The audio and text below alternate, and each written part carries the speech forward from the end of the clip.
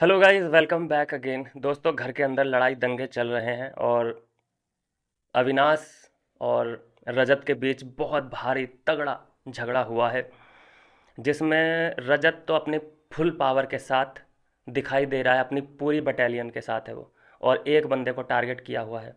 जबकि मैंने साफ साफ देखा था, आपने भी देखा होगा, कि जो बर्तन धो रहा था वो विवेन था। विवेन पे कोई उंगली नहीं उठा रहा है। किस वजह से उठा रहा है आप सब जानते हैं, क्योंकि वो घर का लाडला है। और जो खाना बना रहा था, खाना की जो छुन छुन की आवाज़ आती है, कोई भी चीज़ अगर चलिए बनाते हैं तो सिर्फ छुन छुन की आवाज़ आ सकती है, तो उससे ये लोग डिस्टर्ब हुए हैं। बाकी जो उधर बर्तन धुल रहे थे, टनन टनन खनन खनन जो आवाज़ आ रही थी बर्तन धुलने की, उससे ये लोग डिस्टर्ब नहीं हुए हैं। तो यही बात मेरे समझ नहीं आ रही है कि जो असली गुनहगार, अब गुनहगार कह लो कुछ भी कह लो, जो इनको डिस्टरबेंस हुई थी बर्तन धोने के कारण, उस बंदे से तो कुछ भी नहीं कह रहे हैं ये लोग।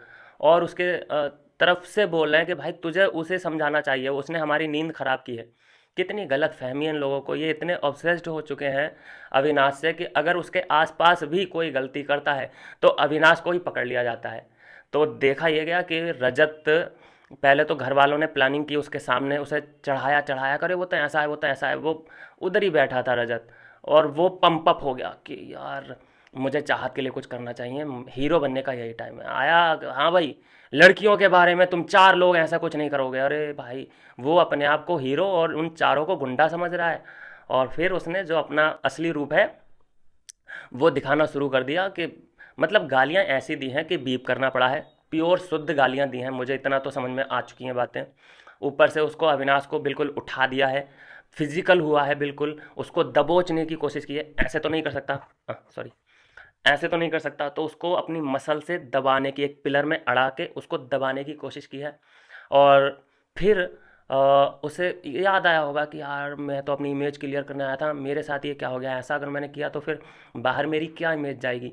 यही तो इमेज में सुधारने आया था। रियलाइज़ होते ही उधर बैठ गया, उधर जाके जहाँ पे ये लोग जिम वगैरह करते हैं।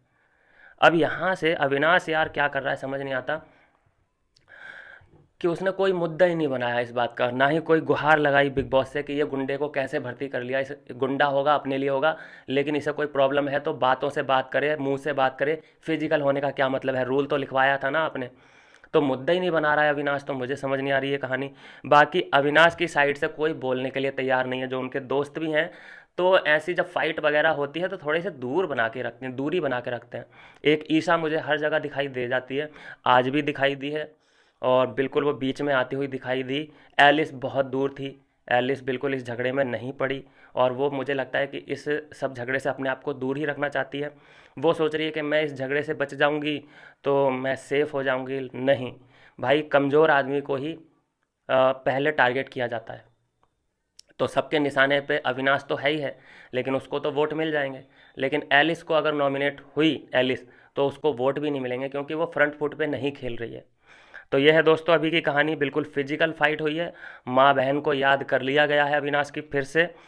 और सात जो मुझे दिखाई दे रहे हैं भाई, मेरे हिसाब से जो नॉमिनेट हुए हैं वो है अविनाश, विविन, ईशा, एलिस, चाहत, शिल्पा और करण। ये सात लोग मुझे दिखाई दे रहे हैं जो कि नॉमिनेट हुए हैं इस बार। अ, संभावित बता रहा हूँ, अभी क्लियर लिस्ट जब आ जाएगी तब हम और आपको अपडेट दे देंगे। लेकिन अविनाश, विवियन, ईशा, एलिस, चाहत, शिल्पा और करण, इनको तो आप कंफर्म ही समझिए। मिलता हूँ नेक्स्ट वीडियो में नई अपडेट के साथ।